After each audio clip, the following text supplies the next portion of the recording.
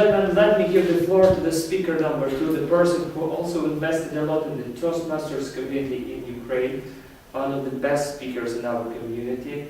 I would say second place winner, many times second place winner in the all Toastmasters speech contests. I think this person would deserve the first place for sure, but sometimes there are things that influence the judges.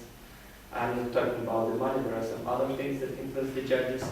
So still I love personally this person very much as a speaker and as a person, great teacher, great Toastmaster, and of course prominent Toastmaster in world community. So ladies and gentlemen, let's welcome Zoya Gulko.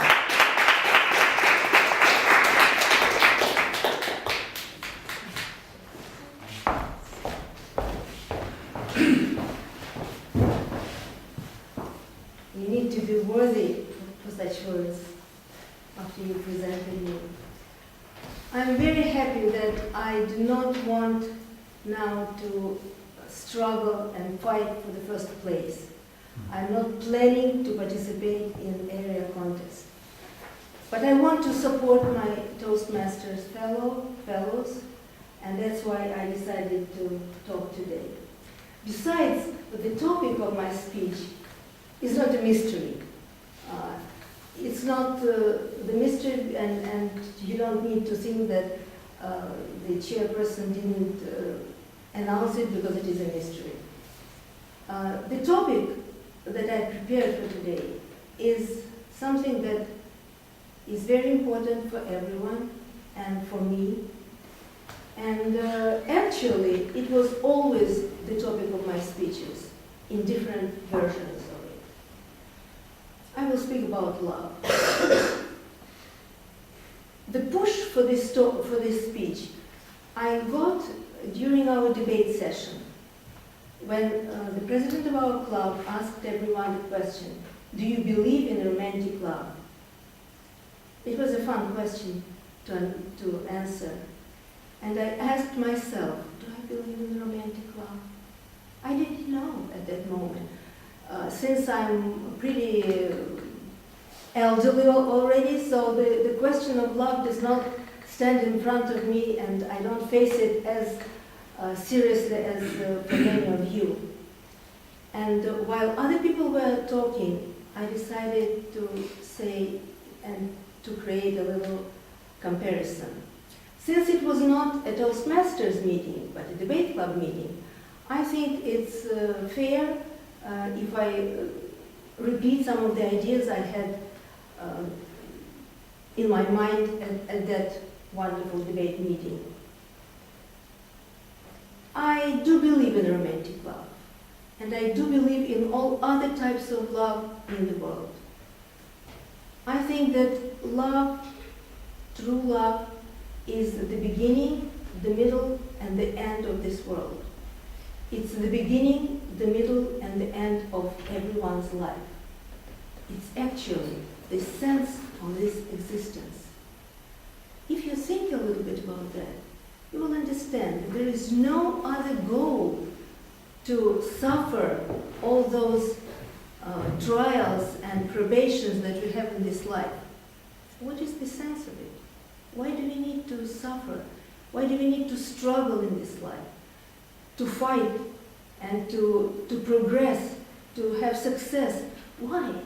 Why do we need that? And if you think a little bit, you will get the answer. Because love demands that. It can be different types of love. But we are speaking about love between a man and a woman. That's what love for me is, between a man and a woman. I'm sorry for other people who have different ideas and different representations of love. That's okay, I'm not against that, but for me it's the love between man and woman. And it is the only thing that existed from the very first moments of the existence of this world. And it will die with this world. We spoke about money and love. Money is very important. But money did not exist in the very beginning of the world. maybe someday will come. Actually, some left-wing politicians think so, that someday will come and money will disappear. I don't believe in that either, but nevertheless.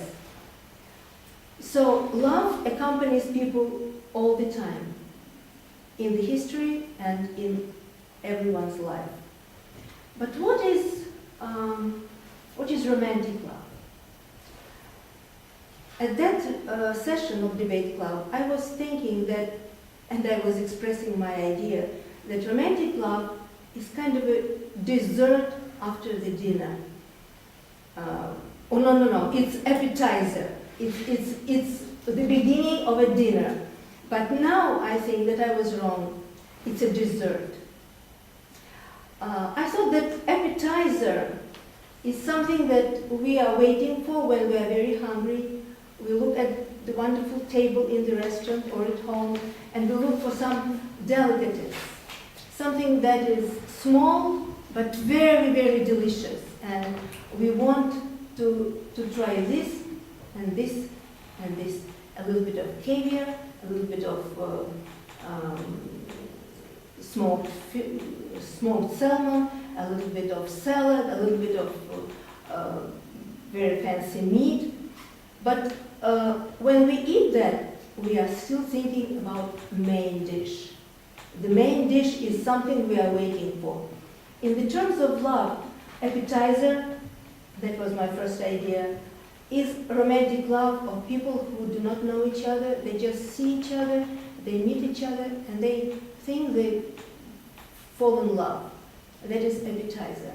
Appetizer is very sweet, very, very delicious. But it is very short. It ends very, very soon. And then main dish comes. This is our married life for me.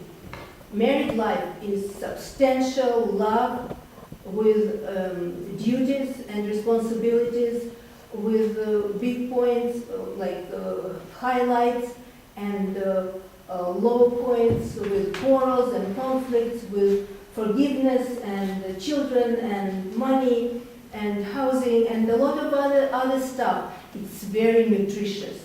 It's very nutritious. It gives you strength, and with a good piece of meat, like a good big steak, you can survive like 24 hours without anything else. But then comes the dessert. And now I prove that the dessert is the most delicious part of love. Since I'm experiencing it now in my elderly age, I can testify, and please believe me, that this is the sweetest part of every love dinner. I will finish with a story. There was an elderly couple who celebrated about 70 years of married life. And the wife started to lose her sight. She was also a little bit weaker than her husband. And at last she lost her sight almost 100%. And the husband wanted to do something for her to make her happy, because he liked to see her smiling. Do you know what he did? He started painting her fingernails, because she has always done that during her life. But now she was not able to do that. She didn't see. So every week he was painting her nails, because if she takes them close to her eyes, she could see and she would smile. And she did that for 5 years until she passed away. That is the example of true love. And I wish everyone to live so long and to have been loved so much that you can experience it for yourself.